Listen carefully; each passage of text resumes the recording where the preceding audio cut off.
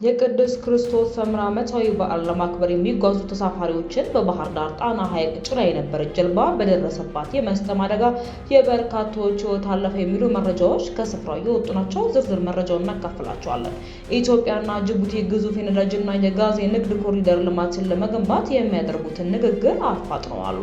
ከግብጽና ከኤርትራ ስምምነት በስተጀርባ ኢትዮጵያን የተመለከቱ ጂኦፖለቲካዊ ጉዳዮችስ ምን ይመስላሉ የሚለውንም ምናስቃኛችሁ ይሆናል። የቮይስ ኦፍ ኢትዮጵያ ቤተሰቦች ሰብስክራይብ ማድረጋችሁን እያስታወስናችሁ በዝርዝር ወደምንመለከታቸው ጉዳዮች እናልፋለን።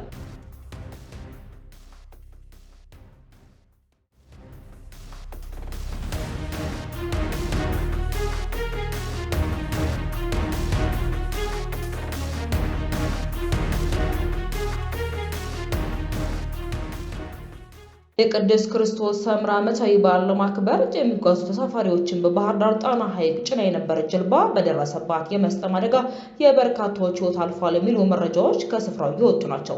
የባህር ዳር ፈለገ ገነት ቅዱስ ጊዮርጊስ ካቴድራል ሰንበት ትምህርት ቤት በበኩሉ ቁጥራቸው በውል ያልታወቀ የብዙ ሰዎች ሕይወት ማለፉን ገልጿል። ቲክቪ ኢትዮጵያ ሌሎች የሚመለከታቸውን አካላት ለማግኘት ጥረት አድርጎ ለጊዜው ባይሳካም የጣና ሐይቅ ጀልባ ባለንብረቶች ማህበርን ማብራሪያ ጠይቋል።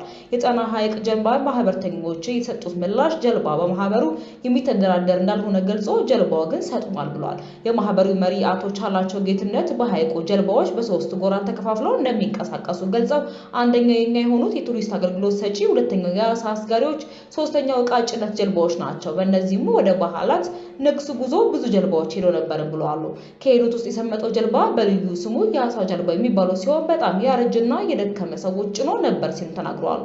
ብዙዎች ሞተዋል ተብሎ እየተነገረ መሆኑን የገለጹት አቶ ቻላቸው ነገር ግን ማን ሞተ የት ቀበሌ የሚለውን እስካሁን አልሰማሁም። እኔ ባለኝ መረጃ አንድ ሰው ግንባሩ ላይ ተሰንጥቆ መጎዳቱን የሰማሁት ብለዋል። መንስኤውን በተመለከተ ያላቸውን መረጃ ሲያስረዱ ጀልባዎቹ እርስ በርሳቸው የተጋጩት በዚህም ጀልባው የመስጠም አደጋ ደረሰበት ሲሉም ተናግረዋል።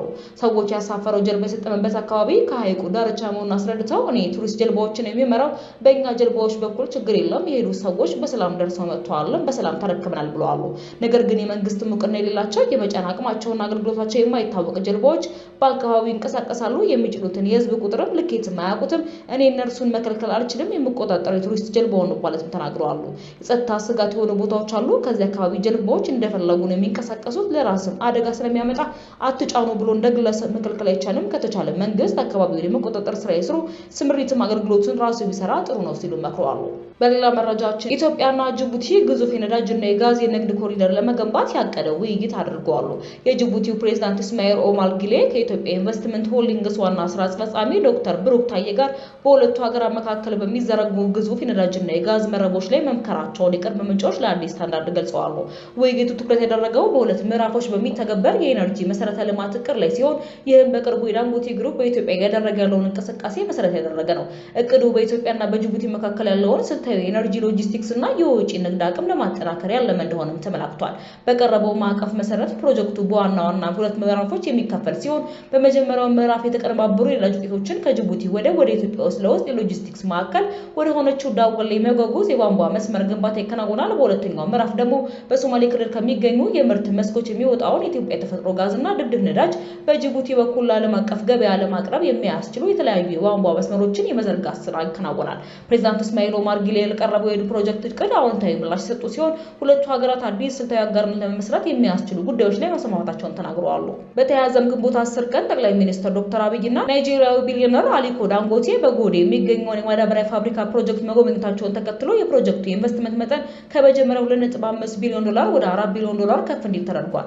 ይህ የተሻሻለው እቅድ ከካሉ ኬና ጋዝ መስክ የሚነሳው 110 ኪሎ ሜትር የጋዝ ቧንቧ መስመር፣ 120 ሜጋዋት የኃይል ማመንጫና በአመት 3 ሚሊዮን ሜትሪክ ቶን ዩሪያ የሚያመርት ፋብሪካን ያካትታል። እነዚህ ፕሮጀክቶች ተዳምረው ኢትዮጵያ ያላትን የተፈጥሮ ሀብት ለሀገር ውስጥ ፍጆታና ለውጭ ገበያ ለማዋል የምታደርገውን ጥረት በእጅጉ ያግዛል ተብሎ ይጠበቃል። የቮይስ ኦፍ ኢትዮጵያን ቤተሰቦች ዳግም ሰብስክራይብ ማድረጋችሁን እያስታወስናችሁ ወደ መጨረሻ ዘገባችን እናልፋለን።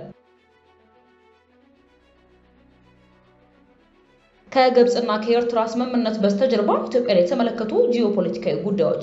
ባሳለፍነው ሳምንት በተመሳሳይ ጊዜ ሁለት ቁንጮ የግብጽ ባለስልጣናት በሁለት የምስራቅ ሀገሮች ጉብኝት አድርገዋል። የግብጽ ፕሬዝዳንት አብዱል ፈታህ አልሲሲ ወደ ኡጋንዳ አመሩ በተባለ ማግስት የውጭ ጉዳይ ሚኒስተር በድር አብዱላቲ ደግሞ የኢትዮጵያ ጎረቤትና ባላንጣ ወደ ሆነችው ኤርትራ የልዑካን ቡድን አስከትለው ተጉዘዋል።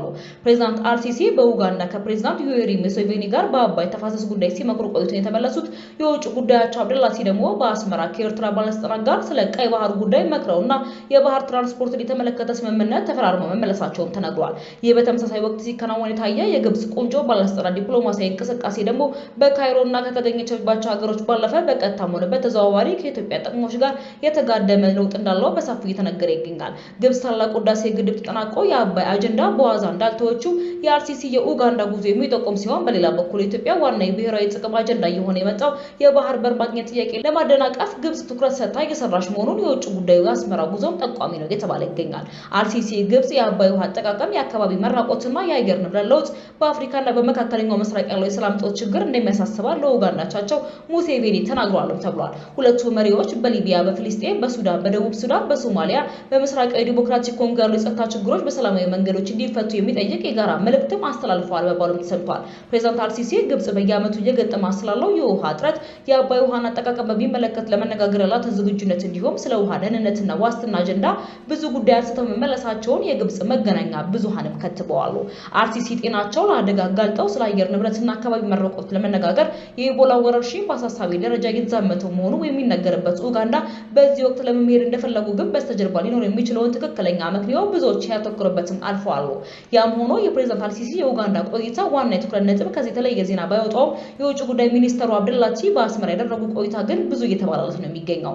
ግብጽ የውጭ ጉዳይ ሚኒስትሯን ወደ አስመራ በዚህ ወቅት ለመላክ አስፈለጋ ከሚለው ጉዳይ ጀምሮ በቆይታቸው የተነሱ ጉዳዮች፣ የተፈረሙ ስምምነት አጀንዳዎች እንዲሁም በመግለጫዎች የተላለፉ መልእክቶች እያነጋገሩ ነው ያሉት። የውጭ ጉዳይ ሚኒስተሩ እግረ መንገዳቸውን አለቃቸው ፕሬዝዳንት አልሲሲ ለኤርትራ 35ኛው የነጻነት በዓል ላኩላቸው የደስታ መልእክት የደረሷቸው ፕሬዝዳንት ኢሳያስ አፈወርቂ ከግብጽ ጋር የጀመርነው ሁለተኛ ግንኙነት አጠናክረን እንቀጥላለን የሚል መልእክት ማስተላለፋቸውን የሀገሬው ማስታወቂያ ሚኒስተርም ድረገጽ አስፍሯል።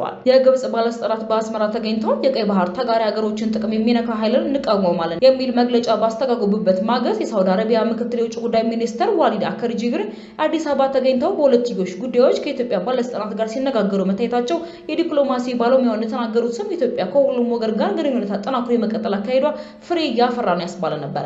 የሳውዲው ምክትል ሚኒስተር ተቀብለው ያነጋገሩት የውጭ ጉዳይ ሚኒስተር ዶክተር ጌዲዮን ጢሞቴዎስ ሳውዲና ኢትዮጵያ ረጅም ዓመታት ያስቆጠረ የህዝብ ለህዝብ ግንኙነት ታሪክን የሚጋሩ ሀገሮች መሆናቸውን መናገራቸው በመንግስት መገናኛ ብዙሃን ተዘግቧል። ይህ ደግሞ በሁለቱ ሀገሮች መንግስታት መካከል ጥብቅ ቅርርቦች መፍጠሩንና በቀጠናዊም ሆነ በጋራ ጉዳዮቻቸው ላይ ተመሳሳይ አቋም ለማንጸባረቅ እንደረዳቸው መረጃው አመላክቷል። በቅርቡ ግብጽ አሜሪካ ከኤርትራ ጋር ግንኙነቷን ለማሻሻል የምታደርገውን ጥረት በማሸማገልና በማደራደር ስሟ ሲነሳም የቆየ ሲሆን እንዲሁም በሱዳን ካርቱም የተፈጸመ የተባለው የድሮን ጥቃት በተመለከተ ከሱዳን ጦር ጎን ሆና ኢትዮጵያን ስትወነጅልም ተሰምታለች። በተጨማሪም ግብጽ ከኤርትራ ጀርባ በመሆን የኢትዮጵያ መንግስትን በትጥቅ የሚታገሉ ኃይሎችን በመደገፍ ስታታማም ሰንብታለች። እንደ ሳውዲ፣ ኳታር፣ ቱርኪዬ፣ ፓኪስታን፣ ሱዳንና ሶማሊያ ካሉ ሀገሮች ጋር በጋራ ተሰልፋ የተባበሩት አረብ ኤሚሬትስ ሀገሮቿ ላይ ግፊት በማድረግ ተጠምዳለች በሚልም ግብጽ ስትጠራም ቆይታለች። የቮይስ ኦፍ ኢትዮጵያን ቤተሰቦች ሰብስክራይብ ማድረጋችሁን እያስታወስናችሁ በሌላ አዲስና ወቅታዊ መረጃዎች ዳግም እስክንገናኝ ድረስ በደህና ቆዩ።